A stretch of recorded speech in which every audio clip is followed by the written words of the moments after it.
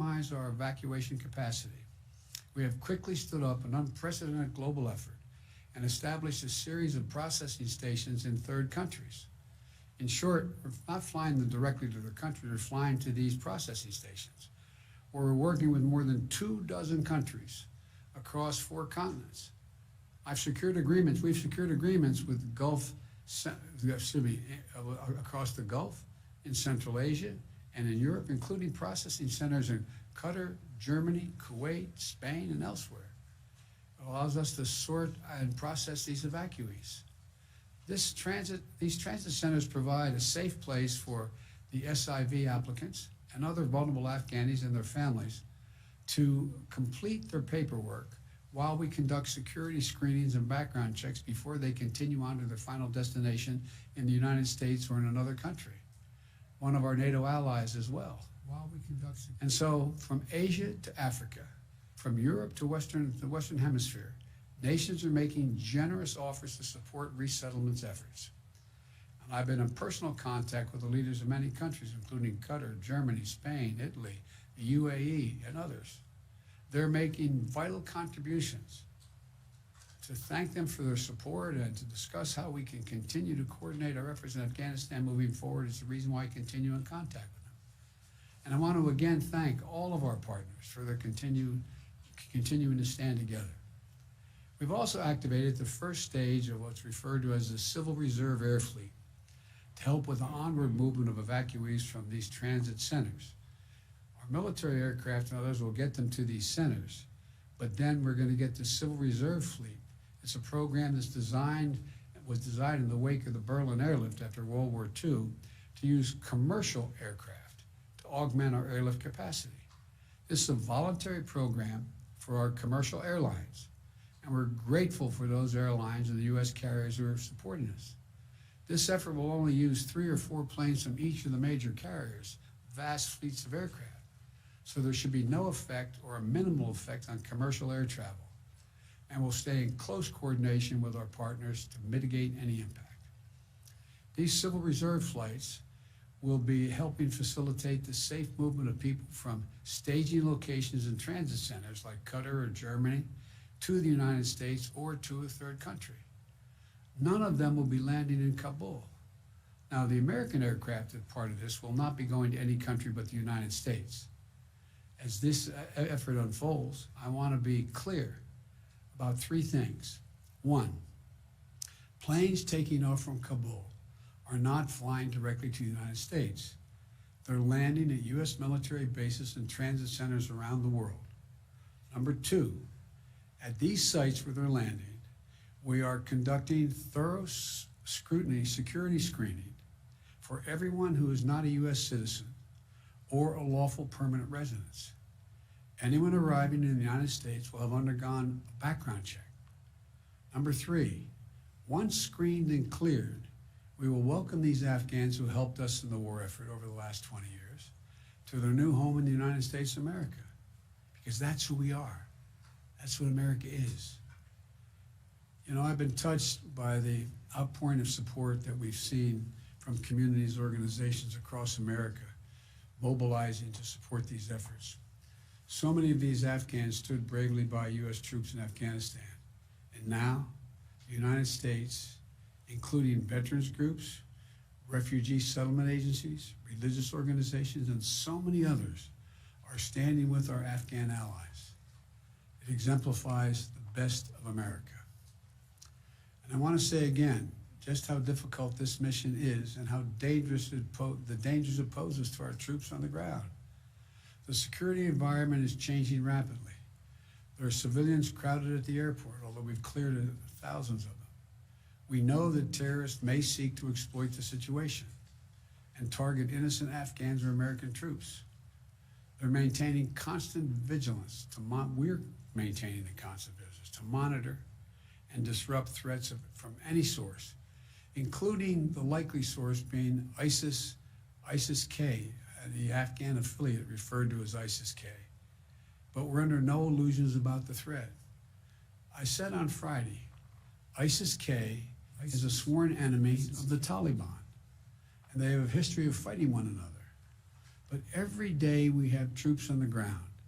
These troops and innocent civilians at the airport face the risk of attack from ISIS-K from a distance, even though we're moving back the perimeter significantly. We're working hard and as fast as we can to get people out. That's our mission. That's our goal. And our determination to get every American citizen home and to evacuate our Afghan allies is unwavering. We continue to see not only the enormous scope and scale of the effort, we will see the individual lives that are affected, the families that are desperate to get home to their loved ones in America, the communities of veterans who have mobilized to try to help their former interpreters get to safety, the frightened Afghans who aren't sure what to do. To state the obvious, it's heartbreaking. We're all seeing it. We see it, we feel it. You can't look at it and not feel it. Nothing about this effort is easy, but the women and men of the United States Armed Forces are acting bravely and with professionalism and with a basic human compassion. I want to offer my profound thanks to our service members on the ground in Kabul and to all those at U.S. bases around the world who are welcoming and caring for these evacuees.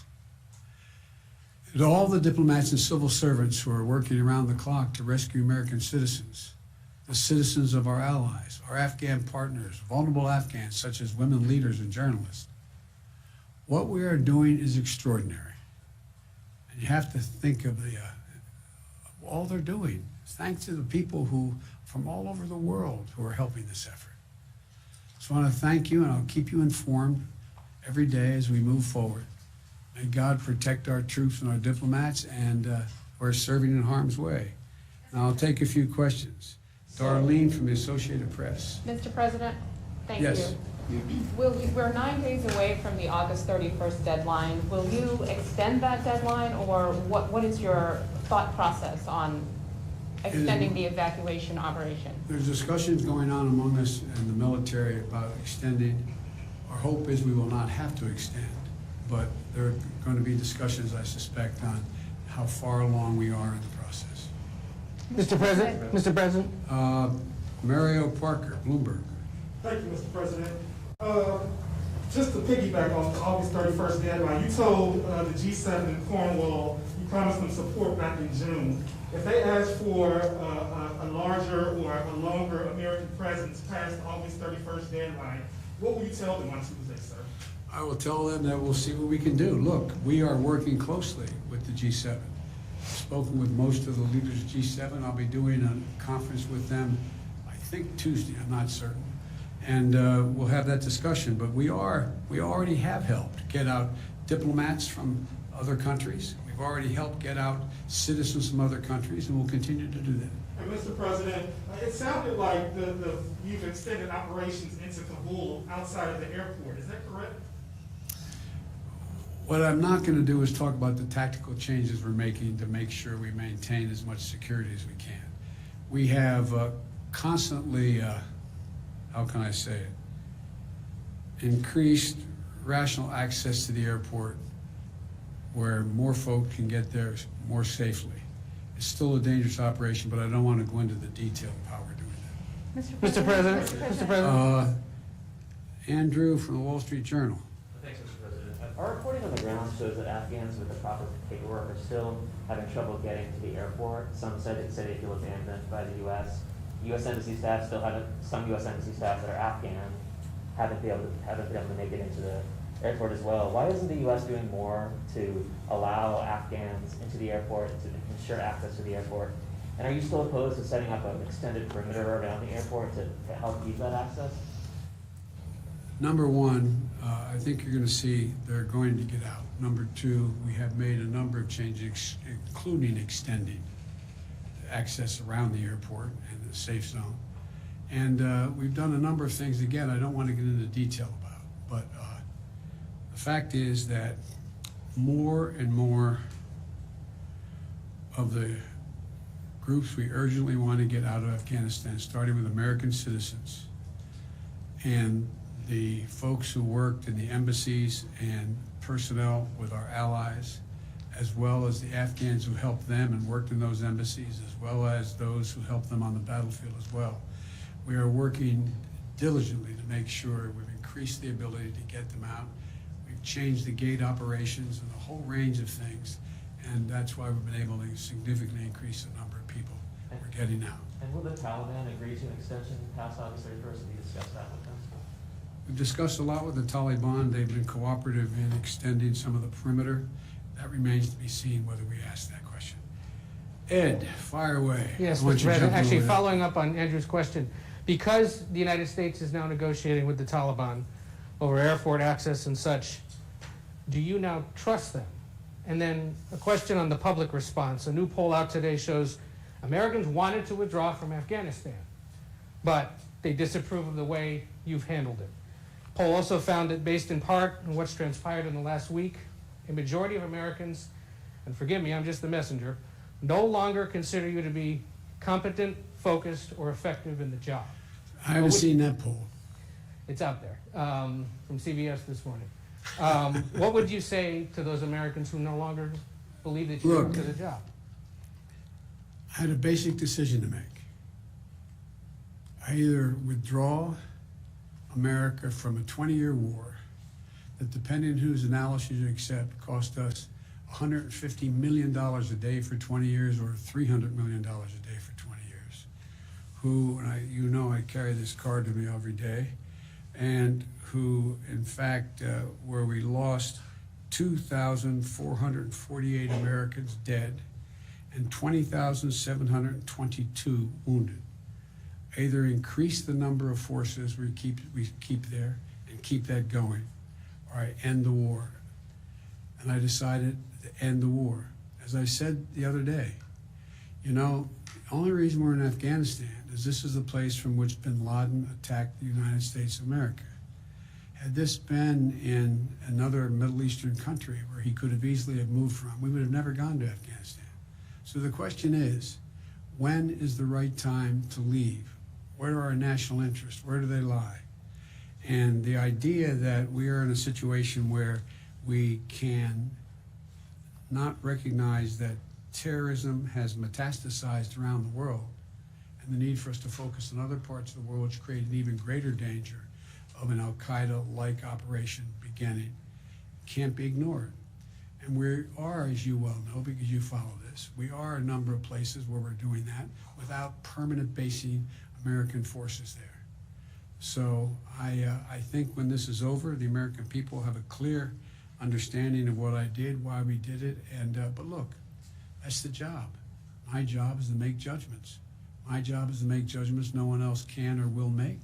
I made them. I'm convinced I'm absolutely correct in not deciding to send more young women and men to war for a war that in fact is no longer warranted. On the question of the Taliban, though, do you trust them now that you have to negotiate with them? I don't trust anybody, including you. I love you, but there's not a lot of people I trust. Look, the Taliban has Taliban has to make a fundamental decision. Is the Taliban going to attempt to be able to unite and provide for the well-being of the people of Afghanistan, which no one group has ever done since before, for hundreds of years? And if it does, it's going to need everything from additional help in terms of economic assistance, trade, and a whole range of things. The Taliban has said, we'll see whether they mean it or not. They're seeking legitimacy.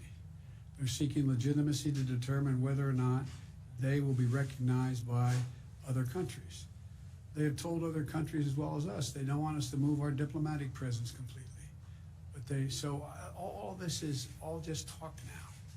All just talk now. And so far, the Taliban has not taken action against U.S. forces. So far, they have, by and large, followed through on what they said in terms of allowing Americans to pass through and the like. And I'm sure they don't control all of their forces. It's a ragtag force. And so we'll see. We'll see whether or not what they say turns out to be true. But the bottom line is this, folks. Look, at the end of the day, we didn't leave Afghanistan now, when do we leave? Another 10 years? Another 5 years? Another year? I'm not about to send your son or your daughter to fight in Afghanistan. I don't see where that is in our overwhelming interest. And to talk about how our interests are going to be impacted, let me tell you, you're sitting in Beijing or you're sitting in Moscow. Are you happy we left? They'd love nothing better for us to continue to be bogged down there, totally occupied with what's going on. So the idea, I think that history is going to record, this was the logical, rational, and right decision to make. So thank you all so very much. Thank you. Sanctions against the Taliban, the British are calling for sanctions. They're going to discuss sanctions on Tuesday. Would you support sanctions against the Taliban under certain conditions? On Friday, you mentioned harsh conditions if they misbehave. The answer is yes. It depends on the conduct. Thanks. Mr. President, what about ISIS and the threat that Americans face now?